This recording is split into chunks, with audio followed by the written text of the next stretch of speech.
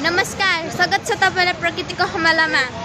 आज उहाँजीले आफ्नो बच्चा बेलामा एउटा अनौठो किस्सा सुनाउन गइरहनु भएको छ। ल सुरु गर्नुस् प्लिज।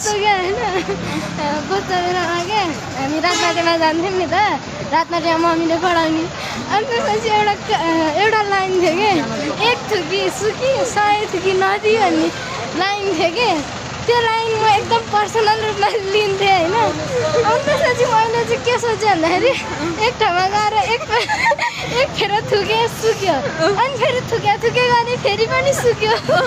कस्तो अनएक्सपेक्टेड कुरा भयो भनेर मलाई विश्वासै लागेन यो कहानीको। यस्तो हजुर एक प्रकारको महान बच्चा हुनुहुँदो रहेछ बाल्यकालको होइन। एक्सपेरिमेन्ट सो त अनि वैज्ञानिक बच्चा हुनुहुँदो रहेछ। हजुरलाई सम्मान गर्न चाहन्छु। म दुईटा हारी तड्काएर बजाएर